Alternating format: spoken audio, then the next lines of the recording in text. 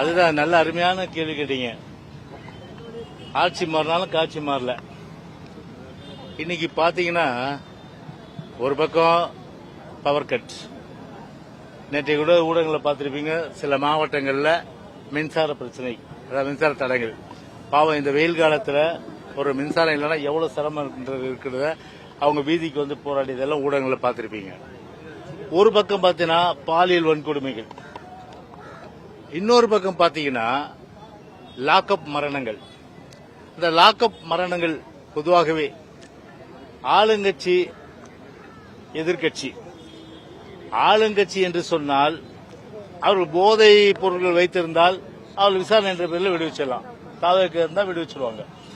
ஈரோடுலயும் சரி, அதே போன்று பவானியிலும் சரி, ஈரோடு பவானியிலும், அது சேலம் மாவட்டத்திலேயே தாவக கட்சியை சார்ந்தவர்கள் ஒரு போதைப் பொருள் வச்சிருந்தனால கூப்பிட்டு விசாரிச்சு விட்டாங்க. ஆனா சபரிவரம் என்ற நாகர்கோவில் சார்ந்த ஒரு 3 பாக்கெட் குட்கா தான் வச்சாரு, அடிச்சே கொண்டுட்டாங்க.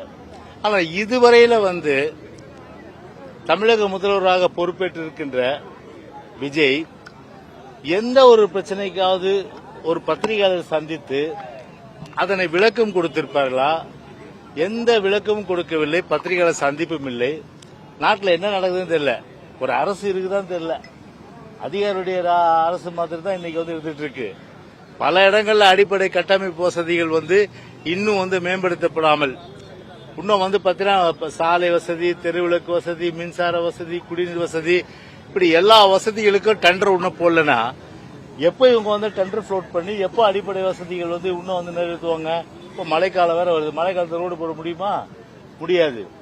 ஏன்னா அதெல்லாம் அப்படியே வந்து ஒரு தூங்கிக் கொண்டே இருக்கின்ற நிலையில அந்த தூக்கத்திலிருந்து எப்போது இந்த விஜய் அரசு, இந்த தாவேக அரசு விழித்துக் கொள்ளும்? அதான் இப்ப மக்களுடைய 1000 மில்லியன் வந்து கொஸ்டின். இப்போ உதாரணத்துக்கு மக்களை பொறுத்தவரை இன்னைக்கு எப்படிப்பட்ட நிலைமைனா, சுருக்கமா சொல்ல போனா வெயிலுடைய கொடுமை.